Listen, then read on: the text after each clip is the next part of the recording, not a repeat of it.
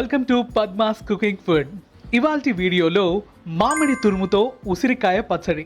ఏంటి కంగు తిన్నారా? లేదు.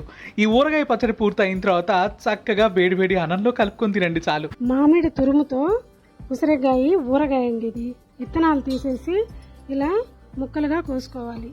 వీటిల్లో నూనె పోసి వేయించుకోవాలి. వేయించిన తర్వాత చూద్దాం. ఈ పచ్చడి కోసం 2 స్పూన్లు ఆవాలు, ఒక అర స్పూన్ మెంతులు వేయించి మిక్సీ పట్టుకున్నానండి. ఇవి 2 మామిడికాయలు తురుము తీసి పెట్టుకున్నాను. ఇవి బాగా ఎర్రగా గోల్డెన్ కలర్లో వచ్చిందాక వేపుకోవాలండి. దగ్గరుండి కలబెట్టుకుంటూ గోల్డ్ బ్రౌన్ వచ్చిందాక కలబెట్టుకోవాలి. ఇప్పుడు బాగా గోల్డ్ కలర్లో వచ్చాయండి. ఈ మాత్రం వేగితే చాలు. ఇవి బాగా చల్లారిన తర్వాత చూద్దాం. కొంచెం చల్లారిని ఈ మాత్రం వేడున్నప్పుడే దీంట్లో మనం ఇంగువ,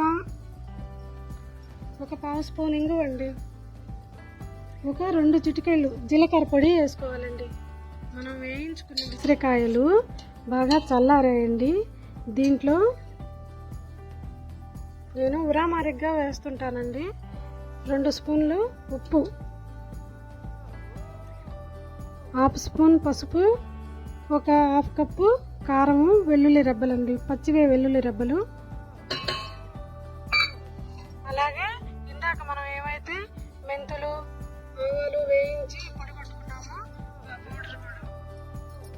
మనము ఎప్పుడు ఒకే రకం కాకుండా ఇట్లా డిఫరెంట్గా ఒక 4-5 డేస్ తినేటట్లు డిఫరెంట్ రుచితో ఇలా మిక్స్డ్గా రోటి పచ్చడిలాగా ఎలాగైనా ఒక వెజిటబుల్తో రకరకాలుగా చేయొచ్చండి.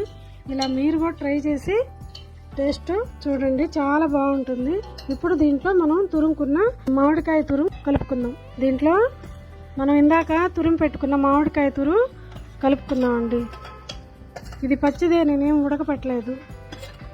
ఇది మనకు 4-5 రోజులు నిలవ ఉంటుందండి. ఎప్పుడు ఒకే రకం మామిడికాయ పచ్చడి అయితే తింటారండి, ఉసిరికాయ పచ్చడి తినమంటే తినరు.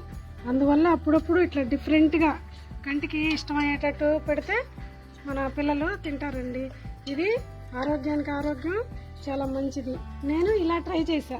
2 రకాల పచ్చళ్ళు ఒకే రకం పచ్చడిలాగా అయ్యేటట్టు ఒకసారి ట్రై చేయండి, చాలా టేస్ట్గా ఉంటుంది. ఇది ఊరితే ఇంకా బాగుంటుంది. ఉసిరికాయ పచ్చడి నిమ్మకాయ రసంతో ఒక వెరైటీ, చింతపండు రసంతో ఒక వెరైటీగా పెట్టుకుంటారు. ఇంకా చాలా రకాలు ఉన్నాయి.